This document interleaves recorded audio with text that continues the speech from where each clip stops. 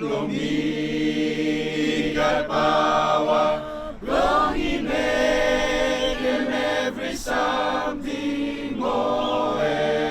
first came here in 2020, just after COVID, and it's been 3 years, and this year is my 4th year. The stall is made out of a lot of elderly people. It's a very old country town, and not just elderly people, but there's a lot of disability as well.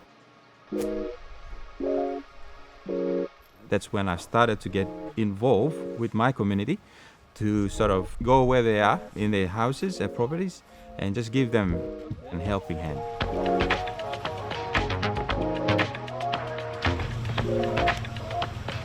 So originally when I first came here, we were a group of 13, and then at this stage we are 9, still working here in store.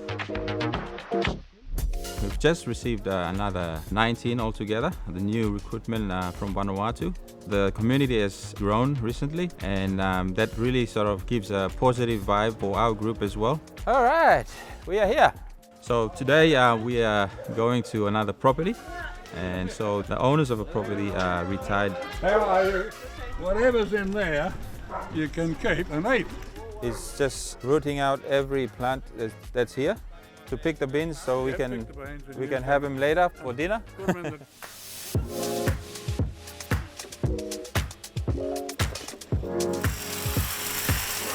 I think the biggest challenges we're facing here, we're sort of distanced from our families. I know some of the boys since the COVID, they actually haven't had a proper funeral for some of their parents, and that's really sad for them. It'd be hard for them to come into a small community. Some communities are very tight-knit, and they're hard for me to break into.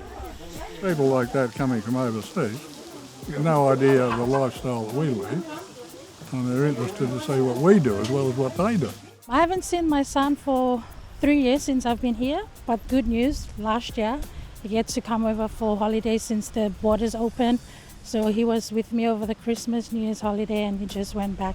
I am married to a beautiful Fijian lady. She's now in Fiji with 2 of my sons. Over the past 2.5 years, we weren't able to meet them. But then as things going smoothly and borders are starting to open, I was able to get a 1-month leave. So I went down and visited my family. I have within the new recruit workers that have just arrived, there's a very special person in that group. Her name is Ili. She's one of the first disability in the Vanuatu recruitment here through that program. To me, I want to experience new things and make something different, especially for the people living with disability back in Vanuatu. I have a son. He's 80 years old. I'm also a para-athlete for Vanuatu. I'm doing track and field, doing seated shot put and javelin and discus. I also represent Vanuatu at the Perennium Commonwealth. It was a good experience, and I'm really proud of representing my country and showing people living with disability back in Vanuatu that being a person with disability, you can also take part in sports.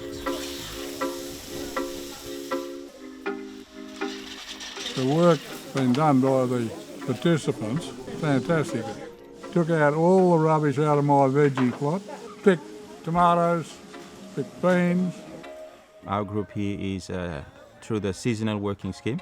It's a long term where we go as far as 3 years. It's now called PALM, which is Pacific Australian Labour Mobility.